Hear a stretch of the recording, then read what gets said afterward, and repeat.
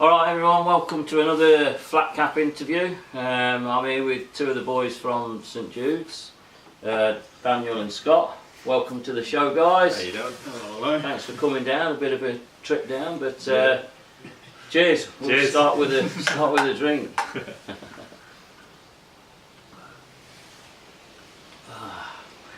Last time I did an interview with beer involved, it got a bit messy. Right? It was Steve Keenan from the Go Set, but we'll see how we go.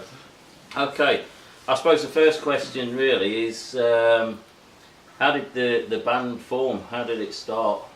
As an excuse to hang out with some mates, really. Yeah. It was actually Vlad, Yeah. wasn't it? Our original bass player, Vlad, it was sort of his idea. So he none of us created were- a drinking club, really, did he? Yeah, Turned it into a band. Yeah. Yeah. Oh, well, that's okay. And Yeah. what about the band name? Where did that come from? Because I did a little bit of homework on St Jude. Yeah. I guess I had this idea in my head. I'm like, name a punk band after like the patron saint of lost causes and something like that. So I actually didn't know what it was. So I looked it up. I'm like, okay. You did a bit of homework. Yeah, as did well. a little bit of homework. I'm like, that sounds kind of cool. Yeah, It's a little because bit it's punk. not actually about Judas Iscariot, is it? No. I don't think it's No, about no, the. it's a different- Is it Yeah. Thaddeus or some Judas or Judas Thaddeus or something like that? Yeah, Yeah, something like that. I well, think you know yeah. more than me at this point. Well, I had to do a little bit of homework to see what I was sort of going to ask you, and normally I ask Yeah. bands out where the name came about and Yeah. and what have you and that. So how many members have you got in the band now? Has the band changed much since you originally started? Yeah. So we've got four. We're a four-piece now. So we started off as a three-piece of just me, Scott, and Vlad, who's now living over in Sydney.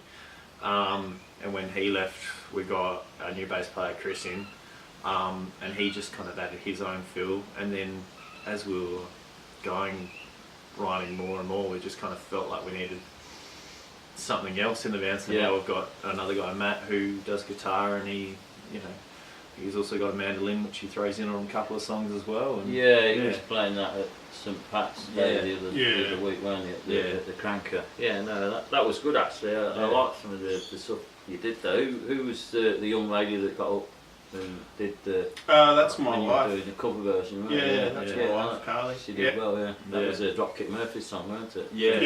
Yeah, she jumps up every now and then. Yeah, no, that was good. It was, it was, see, I didn't film that. Yeah. So, like, when you're next doing another gig, we'll see if I can get down and film Yeah. a live one. So that'd be good. So, who writes the songs? How do the songs come about? Is it a joint effort, or do you all bring individual stuff to the band, or? I'd say it's a joint effort. I guess I probably come up with most of the ideas or something, or I basically steal a scenario from Scott's life and try to turn it into a song. A few of those. Yeah, that's You been a need couple to be of those. careful what you do when you're yeah. Yeah, and I guess I often come to the band with an idea, and then, if it works at a band practice, and we, if we get it out in just a hit, in just one, one kind of sitting, it tends to stick around. If it takes too long, we get a bit bored and frustrated. We just kind of Too much hard work. Yeah, we're not in this for hard work. We just want to have fun. So Well, that's fair enough. Yeah. The No, best that's ones fair. usually come in 5 minutes. So.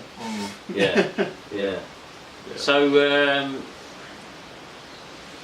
you tell me how you would class the music and what have you. Shit. That's a hard Well, one. yeah, yeah. Well, I mean, for me, it's pretty punk rock. You know what I mean? Yeah. But is that how you see it yourself? Yeah, I guess like punk rock is something I've listened to since I would have been 13, so good more than half my life. So I guess that's just kind of naturally stuff that comes out. Yeah. But then I guess I've also growing up in country, I've got a little bit of from my parents, a little bit of country in my in their bit, and sometimes finds its way out as, you know, and we also love listening to a bit of like Celtic music as well, and might find a bit of a way. So I don't know, I guess it's, you know, punk with just some different little dashes, tweaks in it and what have you. No, that's good. Little cocktail of things going on. Yeah. Well, if it works, that's good, isn't it? You know, we can all get slaughtered on cocktails, can't we? Yeah. And Guinness. So what sort of you mentioned a few little genres there. What sort of bands have sort of you know grown up with, and do they come into the music as well? Yeah, I think like for all of us, we've all got different music tastes, so it all just comes together. Lots of different bands that go you know across the whole spectrum of punk rock and I think a big influence to me would be listening to Rancid and things like that, and just good. Choice. But you know, because I just love the kind of an energy and stuff that they get out of their music, and so that's something I've listened to heavily for a long time. And you see, they're quite diverse as well. You know, I mean, they get the ska stuff going on and what have you, and then they do their own little solo projects and what have you. So they, you know, a lot of different influence that they bring to their band as well. So so you've had I've noticed you've had like a little demo thing out, and you've had an EP out as well, haven't you? Yeah. So how's the EP gone, and what's sort of next? Are you... I guess the EP's it's gone alright. Like we haven't, you know, we're kind of slack. Well, we haven't really advertised yourself as the laziest band. So we were talking about that in the car. We were thinking, we should probably change our description of the band, but we're just too lazy to actually do it. EP. It's, you know, it's been received pretty well. It was, you know, recorded just over a weekend with Ben David from the Heartaches. So he did a great job on it, and we just kind of came in with a couple of songs that we just thought might have been average, and you know, he managed to kind of, you know, go, actually no, you can sound better than you think. So that was kind of nice. That's good. Yeah. And he did that demo as well, and so that was fun. And we only, I don't know, we haven't really pushed it that much. It's just there. If people want it, they can get it. If, you know, we've got little download cards. If people want to come to shows, they can take a download card. You know, we're not interested. You should probably try and push it out there a little bit more, you know. We're pretty. You're going to have a nice little clicky group that's... we're pretty safe. Heard of you, you know. But if we do the live gig, I mean, I'll chuck the stuff about on like quite a few different pages. And nobody's took any off yet, so you know, whether good, bad or indifferent, they seem to stay up there. How many people view them is the same sort of thing, you know. We have had some good responses. Like we had a guy who does works for a web page in America who stumbled across it on Bandcamp, and he wrote a good little review. And I guess we're just, as far as putting it out there, we're just relying on people just to, if they like it, they like it. If they, you know, and if they share it around, that's cool. You need to do a bit more with it, you know. Famous in your own house, like, you know. But the thing is, like, if people are picking it up and they are enjoying it and giving you good feedback, why wouldn't you want to put it out there a little bit more? Well, come on, guys. I guess it's not. I guess it's not for wanting. I guess it's more of. You've only got to go on your Facebook page with your EP and click share, and then hit a dozen or so pages, you know. Well, I guess there's an Adelaide punk page. There's plenty of Adelaide. There's an Aussie punk thing. You can chuck stuff up on there. But why haven't you done it yet? But if you don't put it out there, you're limited to the amount of people that are going to hear it. I'm pretty disabled when it comes to the internet and things like that. it's. I know I still seem young, but it's still, you know, pretty new to me as well. So I'm a dinosaur, mate. I have to get the kids to help me out. So you know. But there you go. Yeah. So have you got any plans to do or record anything else? You know, have you got much material? Yeah, we're starting to get some more songs going, starting to write a bit more, and we do want to do another recording, whether it's a full length or not. Yeah. I don't know. Yeah. Well, probably the best to try for a full length if you're not that keen on doing it too often. You know, it might be a bit of a chore getting through 10 or 12 tracks, but you know, once it's done, isn't it? You know. But no, we've been consistently writing a few new things which we haven't played at shows yet, and you know, we're just polishing them up a bit. And I think once we've got a certain select group of songs that we're really happy with and we actually really enjoy, because that's the other thing, if we don't enjoy playing it, we won't play it. And once we've got that, then we're definitely a way to go, and we'll put some stuff up. But very good. So what about gigs and touring? You've already said you don't like putting the music out and social media. Do you actually enjoy getting on the stage in front of people? And, how often is this happening, and should you be gigging a bit more as well? Or? At the moment, we probably should be gigging a little bit more.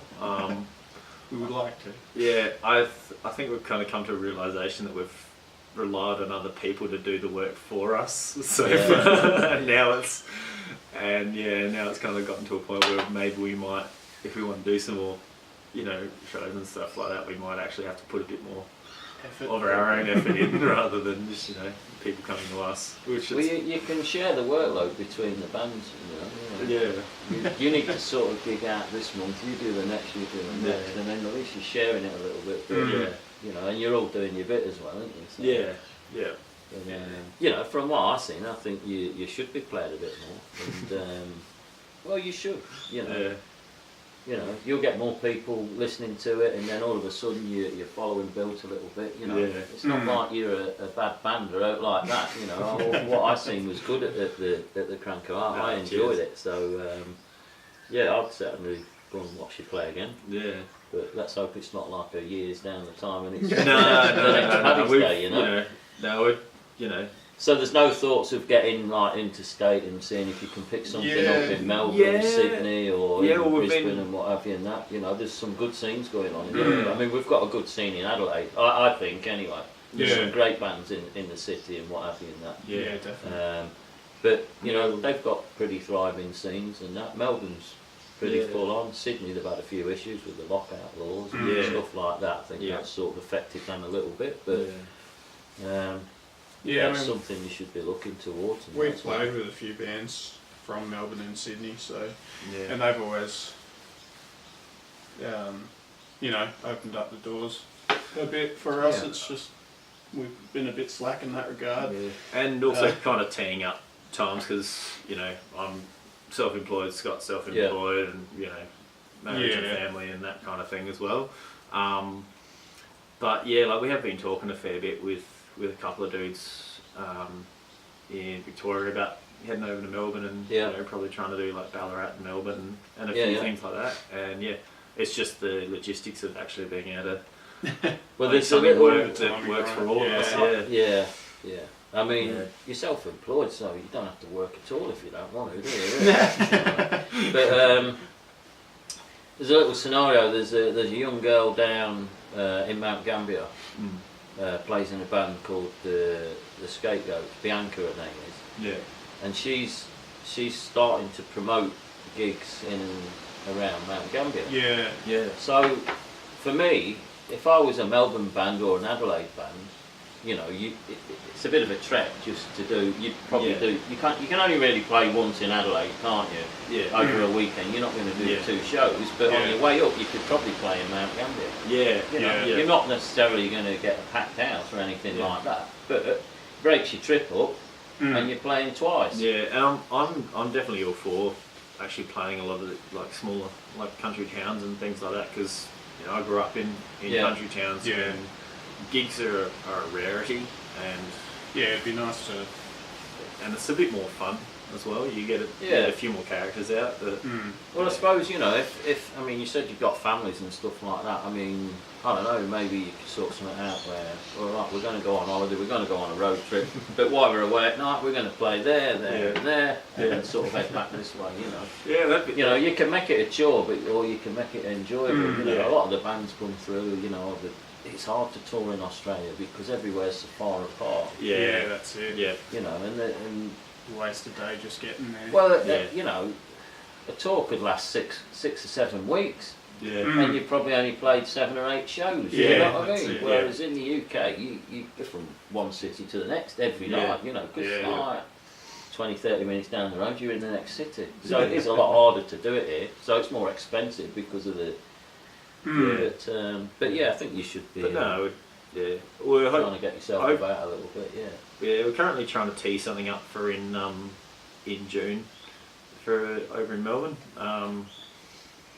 So hopefully that does, you know, it does stick and it works, because, you know, we're pretty keen. Like, there's only so many times we can just keep playing at the Granker. You know. And Adelaide's a small place, you know. My mates in the Young Offenders, they work really hard. They're playing all the time, you know. Good dude. And you know, they reap the rewards from it with what's going on with them going over to the UK and that, you know. So you know, if you put a bit more in, you'll probably get a bit more out of it. You know? That's it. Yeah. Right. Okay. Well, that's been great, guys. Good to see you both, and I believe you might. There was a little song. You brought your guitar along, didn't you? So yeah, I suppose so. Yeah, no, that's good. And we'll put the song up as a teaser first, and then we'll get the full interview out. Sort of teaser in the middle of the week, interview at the end of the week. Sweet. Sound right? That sounds great. All right. Okay, guys. Thank you very much. Thanks for coming. Cheers, Thank Scott. you. And I'll go and stop that, and you can get yourself set up. And I'll have another beer. Yeah. It's on now, so go whenever you want, mate.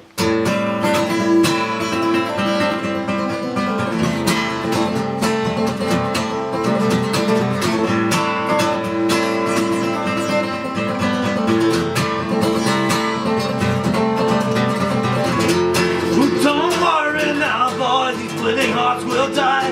You gotta hit them hard and put some fear back in their eyes. Don't worry now, boys, these bleeding hearts will die.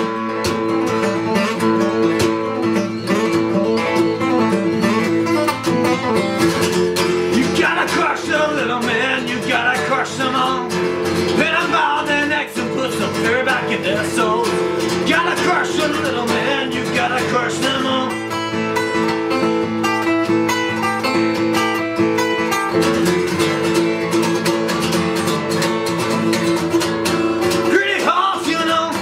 Gotta give them all every little thing that they wanted. It's never quite enough, you won't be satisfied.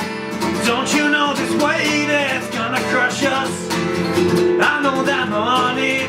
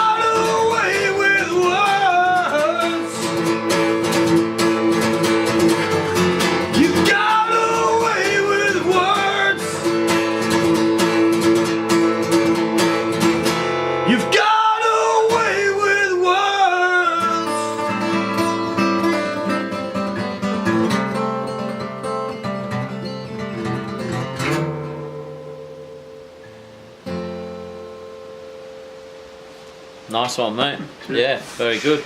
Enjoyed that. I haven't Well played done. that for about 6 months, I don't think. Yeah.